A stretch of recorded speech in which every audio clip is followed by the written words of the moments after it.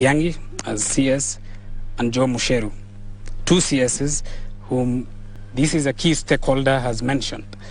26 days to the polls. How independent is Iebc, given that it is the Independent Electoral Boundaries Commission?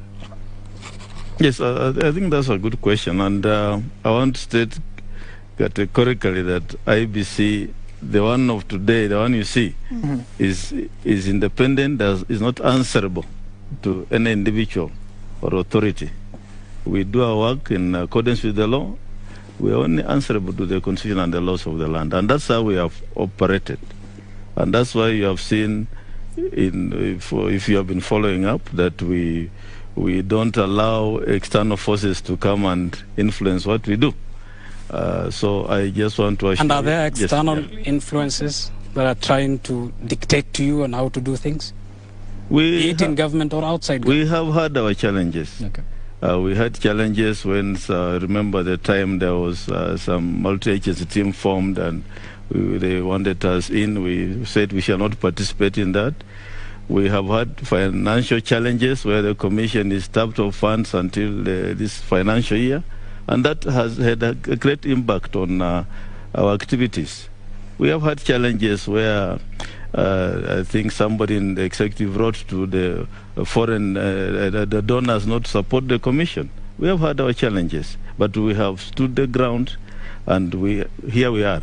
Okay. Yes. Chairman, let's make progress and speak about the integrity, because in this election, Kenyans were hoping that they would face on the ballot people of integrity, because Chapter 6 is as old as the Constitution.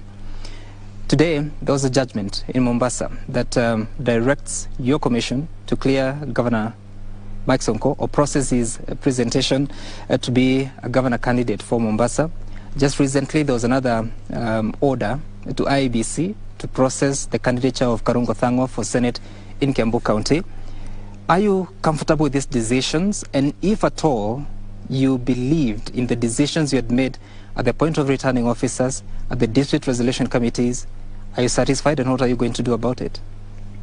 Yes, thank you for that question. I think when it comes to the judiciary, we have had incessant court decisions, some conflicting, and then it puts the commission in an awkward situation.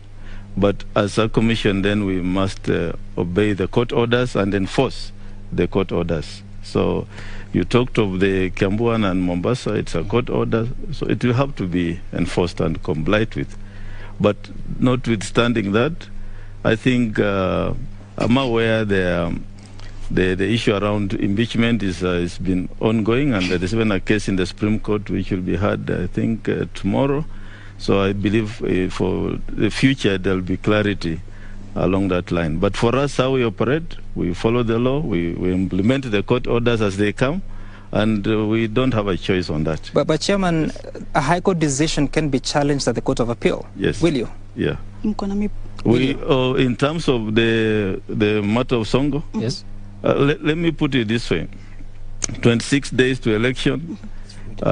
We must finish printing ballot papers. Actually, we are even late in making changes to the ballot papers. So in most of these cases where we are, we don't have time to take another action. I have not read the judgment. I believe the team will read the judgment. But as a commission, we would want to finalize this process so that we can give Kenyans a credible election on the 9th of August. We cannot have a situation where we want to then to say we are not ready for that particular elective position. But so we shall implement the judgment, and then if there are any other issues on the impeachment area, I'm sure they'll be cleared as we go along. Okay, Chairman, this is very interesting, because this flies in the face of Chapter 6 of the Constitution. Yes. Was it even necessary to be included in the Constitution? I mean, from your experience and practice of Chapter 6, and looking at the expectations, as it puts it, versus the outcome, right now in this election, there are a lot of people who ordinarily, from the face of it, Kenyans should have not been voting for, but that's going to happen.